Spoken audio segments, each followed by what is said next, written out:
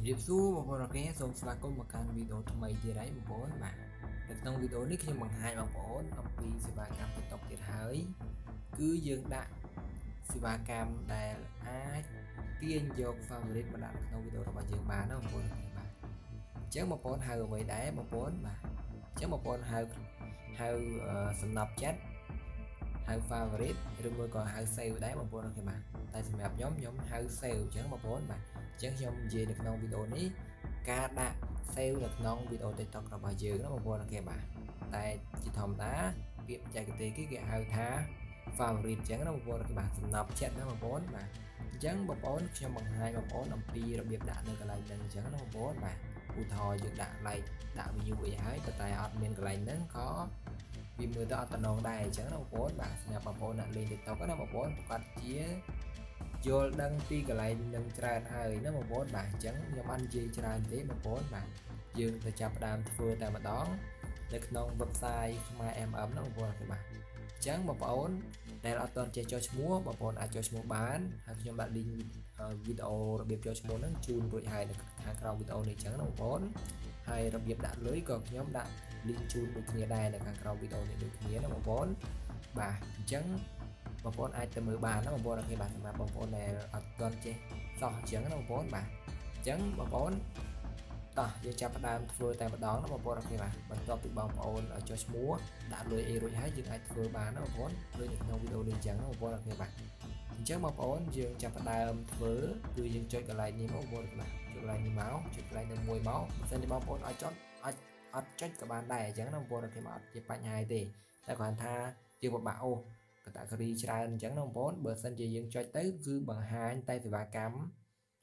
តាម platform ណាមួយតែប៉ុណ្ណោះអញ្ចឹងណាបងប្អូនបាទអញ្ចឹងសូមចុចទៅបាទដើម្បីងាយស្រួលបាទបន្ទាប់ពីយើងចុចកន្លែងហ្នឹងហើយយើងអូមកលើបងប្អូនបាទអូមកលើទៅយើងចុចកន្លែងកាតាហ្គរីនេះបន្តទៀតណាបងប្អូនបាទចុចកន្លែងហ្នឹងមកអញ្ចឹងបងប្អូនអូទៅលើទៅបាទសេវាកម្ម TikTok គឺមានច្រើនបងប្អូនបាទអញ្ចឹងណាបងប្អូនបាទនេះបាទមានតាំងពី live stream នេះក៏មានដែរអញ្ចឹងបងប្អូនអញ្ចឹងក្នុងវីដេអូនេះខ្ញុំបង្ហាញបងប្អូននេះអំពីរបៀបដាក់ save បាទអញ្ចឹង save គឺនេះបងប្អូននេះបាទគឺ TikTok save បាទអញ្ចឹងបងប្អូនចុចលើ TikTok save នឹងមកបាទបន្តមកទៀតបងប្អូនចុចលើកន្លែង service នេះបងប្អូននេះបាទចុចលើនឹងមកបងប្អូនចង់ប្រើ service មួយណាដែរបងប្អូនគេបាទតែសម្រាប់ខ្ញុំមិនចាំបាច់រើសទេបងប្អូនណាប្រើអាខាងលើគេនេះតែម្ដងណាបងប្អូនបាទហើយអាខាងលើគេនេះគឺមានតម្លៃ16សេនសម្រាប់ 1K sale បាទឬមួយក៏បងប្អូនហៅថា 1K favorite ហ្នឹងបងប្អូនបាទតែមិនមែនមានន័យថាបងប្អូនដាក់មកដល់ 1K ទេបងប្អូនអាចដាក់ប្រមាណក៏បានដែរស្រេចបងប្អូនអញ្ចឹងណាបងប្អូនគេបាទអញ្ចឹងបងប្អូនចុចលើនឹងមកបាទចុចលើនឹងមកចុចលើនឹងមួយមកបាទអញ្ចឹងកន្លែងនេះគឺគេណែនាំយើងបន្តិចបងប្អូនគ្នាបាទដើម្បីឲ្យយើងមើលអញ្ចឹងណាបងប្អូនបាទបើសិនជាបងប្អូនអត់បានមើលក៏អត់ទៅជាបញ្ហាទេអញ្ចឹងណាបងប្អូនបាទអញ្ចឹងកន្លែងនេះយើងចាប់ផ្ដើមយក link ដាក់នៅកន្លែងនេះបាទនៅក្នុងប្រអប់នេះអញ្ចឹងណាបងប្អូនបាទទៅ copy link វីដេអូ TikTok របស់បងប្អូនមកបាទ copy link វីដេអូ TikTok របស់បងប្អូនមកឬមួយក៏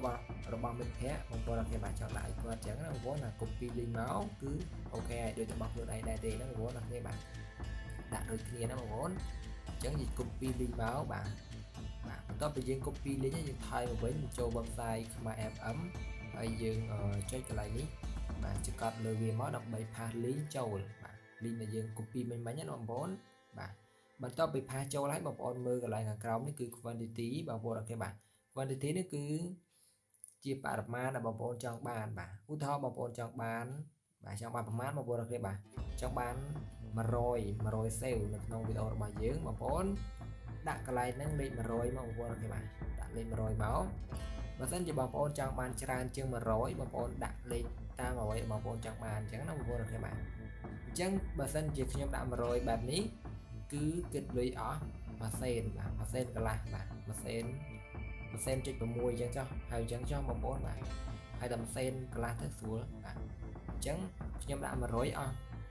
1សេនកន្លះបាទអញ្ចឹងណាបងប្អូនបាទគឺមានតម្លៃទូថ្លៃមែនទែនណាបងប្អូនបាទអញ្ចឹងការធ្វើហ្នឹងគឺមានតែប៉ុណ្ណឹងបងប្អូនបាទហើយយើងចុច submit នេះមកដើម្បីបញ្ជូនការបញ្ជាទិញរបស់យើងទៅណាបងប្អូនអូខេបាទចុចប៊ូតុង submit ហ្នឹងណាបងប្អូនបាទ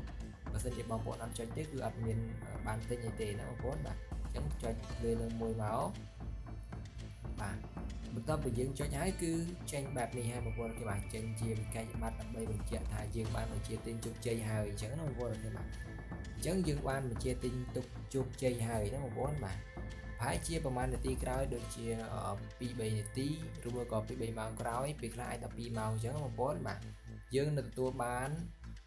បាទ favorite នៅក្នុងវីដេអូរបស់យើងហើយអញ្ចឹងណាបងប្អូនបាទអញ្ចឹងវីដេអូនេះមានតែប៉ុណ្្នឹងបងប្អូនអរគុណបាទជួបគ្នានៅវីដេអូក្រោយទៀតបាយបាយ